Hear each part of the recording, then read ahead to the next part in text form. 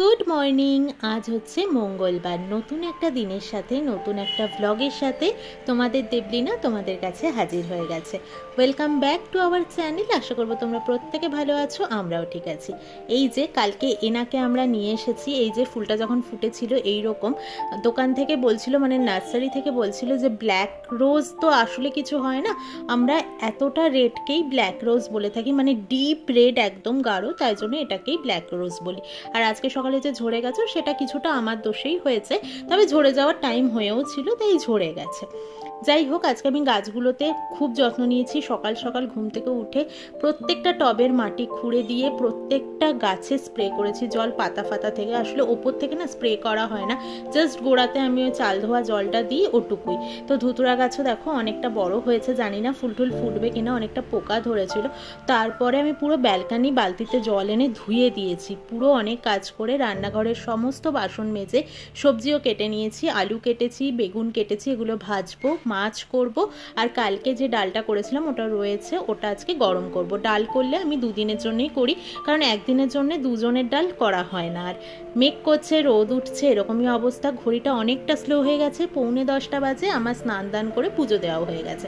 এলাম এবার রান্নাঘরে। তো চলো রান্না সেরে নেওয়া যাক। আর ওকে আজকে ডিম দিয়ে ইপ্পি বানিয়ে দেবো, এটাই ঠিক করেছি টিফিনে।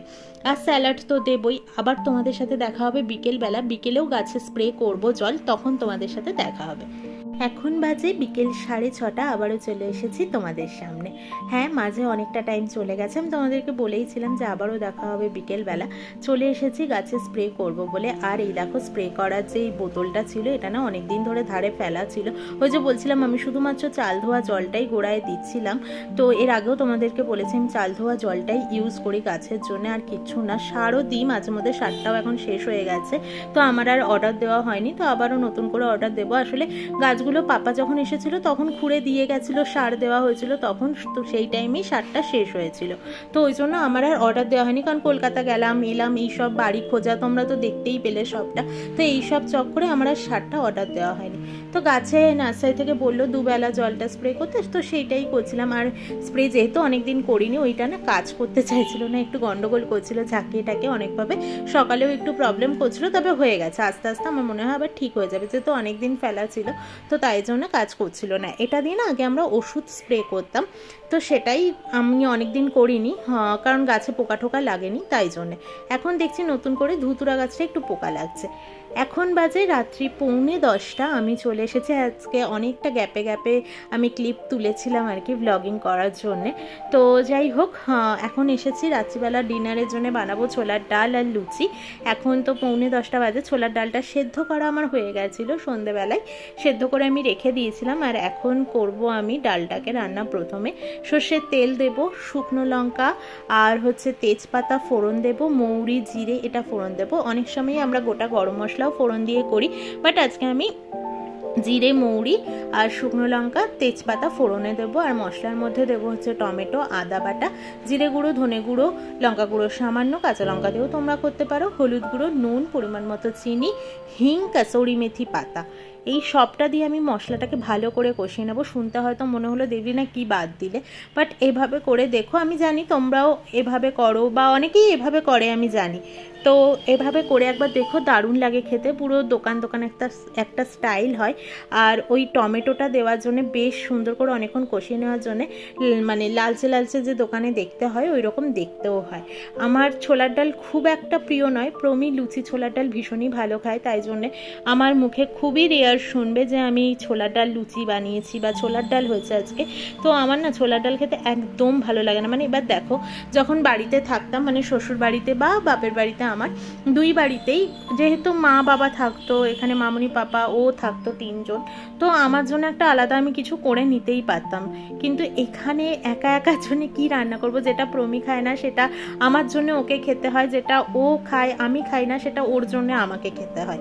এখন এই করতে করতে না দুজনেই মোটামুটি সবটাই খাওয়া শিখে গেছি, বাট আমি এখনো অবধি, মানে এত বড় হয়ে গেলাম, এখনও অবধি আমি উচ্ছে খাওয়া শিখিনি।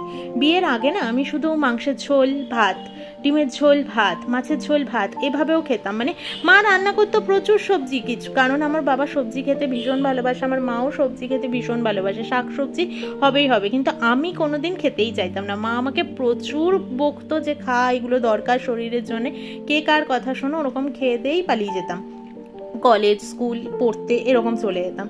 তো মা তাড়াহুড়ো করে তাই যা খাচ্ছে মেয়ে তাই দিয়ে দিত, খুব একটা কিছু বলতো না। তারপরে ছুটির দিনে খুব ধরতো আর কি, যে খেতেই হবে তোকে, সেই জল দিয়ে গিলে ঠিলে এভাবে খেতাম। যাই হোক, এইসব দিন আজকে চলে গেছে। তো আমি না আদাটাও দিয়েছি, আদাটা হয়তো দেওয়াটা তোমাদেরকে দেখাইনি, আমি ভুলে গেছি, তো আদাও আমি দিয়েছি। ছোলার ডালে আদা না দিলে তো সেন্টই উঠবে না, ভালোই লাগবে না খেতে। তো এই সব করে এখন শুধু সব খাওয়াই শিখেছি আজ অবধি, কিন্তু উচ্ছেটা আমি আজও খেতে পারি না। মানে উচ্ছে বা করলা ভাজা, মানে তেতো জাতীয় জিনিস আমি জানি ভীষণ দরকার শরীরের জন্য, তবে আমি পারি না। আমি জানি না কেন আমি পারি না, আমার না বমি চলে আসে পুরো, কেমন যেন একটা লাগে। মানে আমি অনেকবার বহুবার চেষ্টা করেছি, মাও আমাকে বহুবার চেষ্টা করিয়েছে, কিন্তু আমি পারি না। যাই হোক, ছোলার ডালটা করবো মিষ্টি মিষ্টি, তাই একটু বেশি পরিমাণেই চিনি দিলাম। আমার ভালো লাগে ছোলার ডালটা মিষ্টি মিষ্টি খেতে, কারণ জানি না কেন, কারণটা হচ্ছে ওই দক্ষিণেশ্বরে দেখবে মিষ্টি মিষ্টি ছোলার ডাল দেয়, তার সাথে হিঙের কচুরি, যাই হোক মনে পড়ে গেল এইসব, আমরা এখানে চাইলেও পাবো না, তাই বাড়িতেই বানিয়ে নিতে হয়। তো এইবার ছোলার ডালটাকে দিলাম, এবার ঢাকা চাপা দিয়ে এবার ফুটতে দেবো। তারপরে যাবো একটু ব্যালকানির দিকে, গরমও লাগছে, হাওয়াটা না আজকে ভেতর অব্দি আসছে না, ঘরে আমার হাওয়াটা ঢুকছিল, রান্নাঘরে আজকে আসছে না। ও বারান্দায় যাবো কি, তার আগে ময়দা মাখতে হবে, ময়দাটাও মেখে নিচ্ছি, নিয়ে তারপরে হাত পা ধুয়ে নিয়ে জায়গাটা পরিষ্কার করে নিয়ে তারপরে একটু গিয়ে দাঁড়াবো। আমার না রান্না করতে করতে ব্যালকানিতে গিয়ে দাঁড়াতে ভীষণই ভালো লাগে। তো আমি প্রমিকে এই বাড়িটা যখন ছাড়বো ঠিকই হচ্ছিলো, তখন আমি প্রমিকে বারবার বলছিলাম যে আমি এই ঘরটার কিছু মিস না করলেও ব্যালকানিটাকে বেশি মিস করবো, কারণ সত্যি কথা বলতে দেখো খারাপ লাগার জায়গা কিছু নেই। হ্যাঁ, ব্যাঙ্গালোরে আসার পর থেকে এই এরিয়াতে 3 বছর ছিলাম আমরা, সেখান থেকে একটা খারাপ লাগা তৈরি হতে পারে যে এই এরিয়াটাকে ছেড়ে আবার নতুন একটা এরিয়া, সেখানে গিয়ে আবার সবটা চিনতে জানতে হবে, সেখানেও কিছুটা টাইম আমাদের নিজেদেরকে দিতে হবে। তো সেই একটা হতে পারে, বাট এই ঘরটা ছেড়ে যাব তার জন্য খারাপ লাগা এরকম কিছু নেই। হ্যাঁ, মনে তো অবশ্যই পড়বে, মনে পড়ার উপরে তো কোনো হাত নেই। কলকাতা ছেড়ে এসেছি আজ 3 বছর, তাও মনে তো পড়ে যখন তখনই, তাই না? নিজের শহর নিজের মা বাবাদের ছেড়ে যখন আসছিলাম তখনই জানতাম যে আমাদের এদিক ওদিক করতেই হবে, আর নিজের শহর নিজের কাছের মানুষদের ছেড়ে যখন বেরোতে পেরেছি তখন এইগুলো তো আমাদের নয়। আমরা জানি আমরা রেন্টে থাকছি, আজকে আছি কালকে থাকবো না, কালকে আবার অন্য কোথাও যাব, এভাবেই চলতে থাকবে, এটা আমরাও জানি। তাই কোথাও যে মন বসিয়েই ফেলতে হবে সেটা আমরা পারবো না, ওটা একমাত্র নিজের কাছের শহরটাই মন কেড়ে নিয়েছে। নিজের মা বাবারা যেখানে আছে সেখানেই মনটা পড়ে থাকে। টাইম মতো আবারও রান্নাঘরে চলে এসেছি, ও অফিস থেকে বেরিয়ে গেছে আর অনেকটা চলেও এসেছে, তাই জন্য আমি ময়দার লেচিগুলো কেটে নিয়ে তারপরে বেলে নিচ্ছি, এরপরে ভেজেও নেবো এক এক করে। একা হাতে তো, তাই জন্য একটু আগে থেকে করতে লাগে, আমাকে একটু বেলে নিতে লাগে, তারপরে ভাজতে লাগে, কয়েকটা জমিয়ে নিয়ে। আমি ওরকম বেলতে বেলতে ভাজতে পারি না, তো সেই অভ্যাসটা এখনও আমার হয়নি। তো চলো, যাই হোক, আজকের মতো ডিনার কমপ্লিট করে নিই আমরা। লুচিগুলো দেখলে কি ভালো হয়েছে না? তো চলো, আজকের মতো টাটা, গুড নাইট। কালকে আবারও আসবো একটা নতুন ব্লগের সাথে, আশা করি তোমাদেরকে সাথে পাবো পুরো ব্লগের। তো চলো, আজকের মতো টাটা। যদি নতুন বন্ধু হয়ে থাকো অবশ্যই সাবস্ক্রাইব করে পাশে থেকো।